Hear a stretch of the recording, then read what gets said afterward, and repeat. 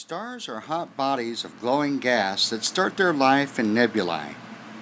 They vary in size, mass, temperature, and diameters, ranging from 450 times smaller than our Sun to over 1,000 times larger than that of the Sun. The color of a star is determined by its temperature. The hottest stars are blue and the coolest stars are red. Our Sun has a surface temperature of about 5,500 degrees, and its color appears yellow.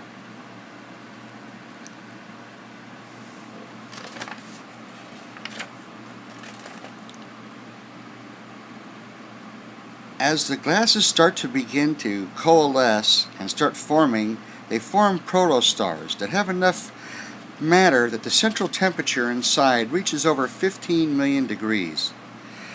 At this point, we've hit stage 2 of the star formation. At stage 3, the temperature rises even higher and nuclear reactions begin in which hydrogen fuses to form helium. This is the beginning of a real star.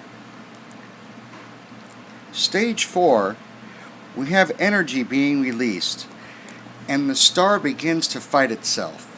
As it's compressing in by gravity, it's forcing itself out as it's releasing energy, and now it becomes a main sequence star.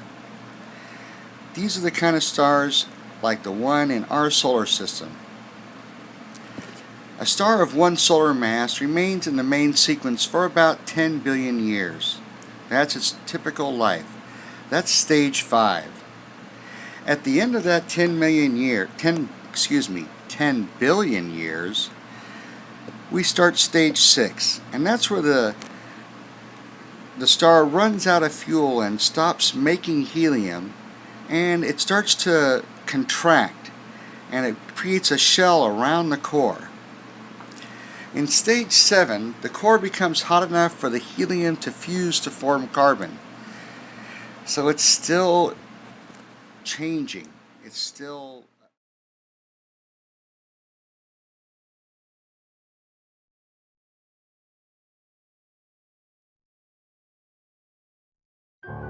way out there in space, there's huge clouds of dust and gas, and if one of those clouds of dust and gas is massive enough, its own gravity causes it to start to collapse. So it falls in on itself, and towards the center of that cloud, it gets denser and denser, it gets hotter and hotter, and eventually the particles that the gas and the dust are made of are brought so close together that they start to stick together, they start to fuse. That's the energy source of a star. The star switches on and begins to shine. Inside every newborn star, hydrogen atoms are fused together to make helium. This process is called fusion, and it creates the energy that powers every star. What happens to a star during the rest of its life depends on how massive it is at its birth. A star like the Sun is in a delicate balance between gravity, which wants to make the star collapse in on itself, and the pressure that pushes outwards that comes from the energy that's been produced in these fusion reactions happening at its core.